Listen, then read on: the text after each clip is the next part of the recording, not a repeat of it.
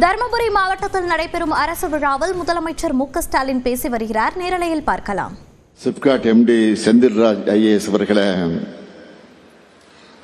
உள்ளாட்சி அமைப்புகளின் பிரதிநிதிகளே, அரசு உயர் அலுவலர்களே, பல்வேறு நலத்திட்ட உதவிகளை பெறுவதற்காக வருகை தந்திருக்கக்கூடிய பயனாளி பெருமக்களே,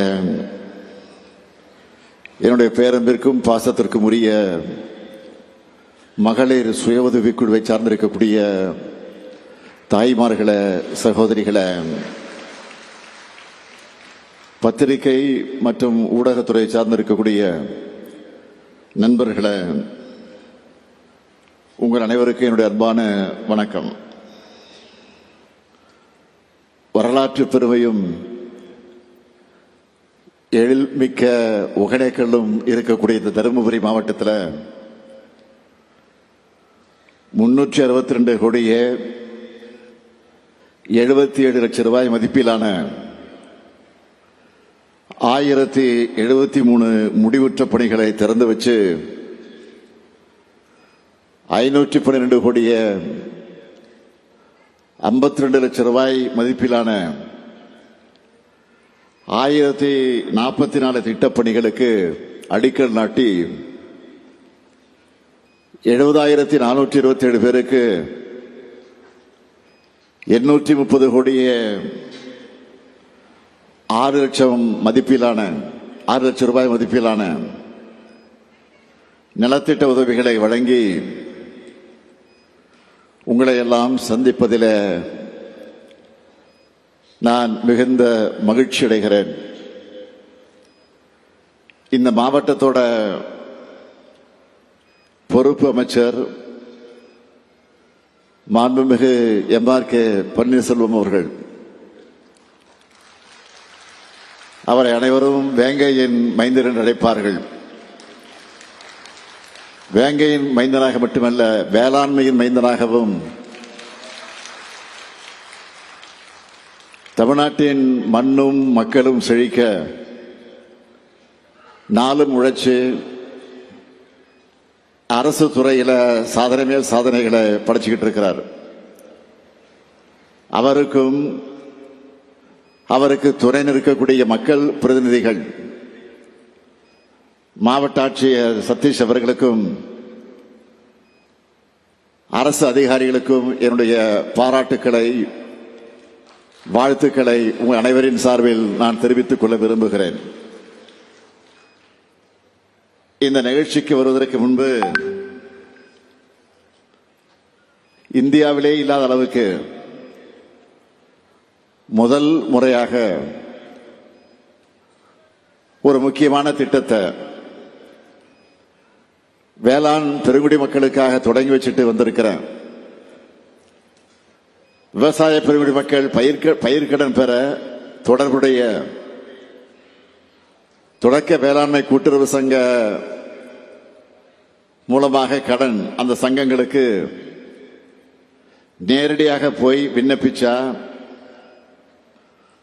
அந்த கடனை பெற ஒரு வாரம் வரை காத்திருக்கக்கூடிய நடைமுறை தான் இப்ப இருக்கு. இந்த நடைமுறையை மாற்றி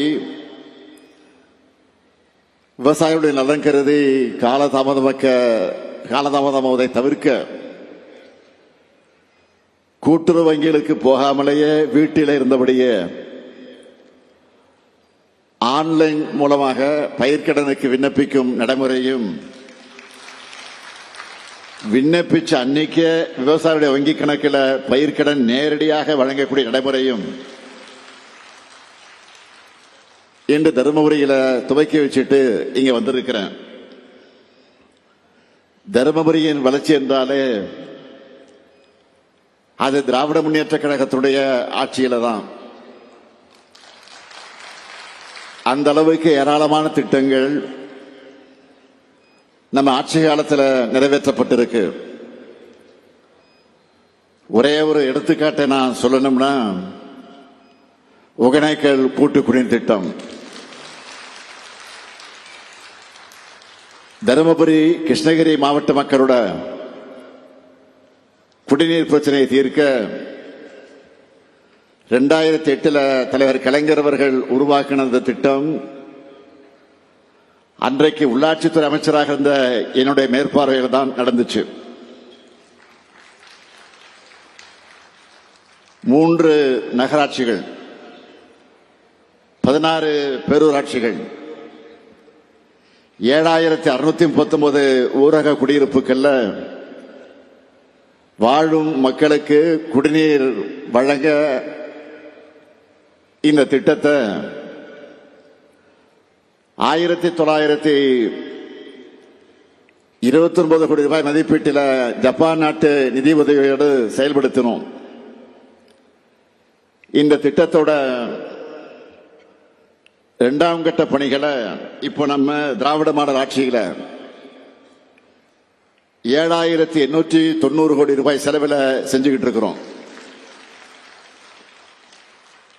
தருமபுரி கிருஷ்ணகிரி மாவட்ட மக்களுக்காக திமுக ஆட்சி காலத்தில் செய்யப்பட்ட மேலும் பல திட்டங்கள்ல முக்கியமான சிலவற்றை தலைப்புச் செய்திகளாக சொல்லணும்னா, தருமபுரி தொழிற்பேட்டை, பெரும்பாலையில் அகழாய்வு, ஏரியூர்ல அரசு கலை அறிவியல் கல்லூரி, பருகூர்ல நெடுங்கல் பாசன கால்வாய் புனரமைப்பு திட்டம், வாணியாறு, பாம்பாறு, சூளகிரி சின்னாறு திட்டங்கள் புனரமைப்பு, மாரண்டள்ளி தும்பலள்ளி கால்வாய் மேம்பாட்டு திட்டம், ஈச்சம்பாடி அணை மற்றும் கால்வாய் மேம்பாட்டு திட்டங்கள், சிமெண்ட் தொழிற்சாலை, வள்ளல் அதியமான் கோட்டம், விடுதலை போராட்ட வீரர் சுப்பிரமணிய சிவா அவர்களுக்கு நினைவு மண்டபம்னு ஏராளமான திட்டங்களை செஞ்சிருக்கிறோம். அதோட தொடர்ச்சியாகத்தான் இப்போ நம்ம திராவிட மாடல் ஆட்சியில அதியமான் கோட்டை 98 லட்சம் ரூபாய் மதிப்பீட்டில் புதுப்பிக்கப்பட்டிருக்கு. ஒகேனக்கல் சுற்றுலா மேம்படுத்தப்பட்டிருக்கு. தருமபுரி அரசு மருத்துவக் கல்லூரி மருத்துவமனையில் ஒருங்கிணைந்த பேறுகால அவசர சிகிச்சை மற்றும் சிசு தீவிர சிகிச்சை பராமரிப்பு மையம் அமைக்கப்பட்டிருக்கு. பேருந்து வசதியே இல்லாத 8 கிராம மக்கள் போக்குவரத்து வசதி பெற வத்தல் மலைக்கு முதலாக பேருந்து வசதி செஞ்சு தரப்பட்டிருக்கு. 40 புதிய பேருந்துகள் இயக்கப்பட்டிருக்கு.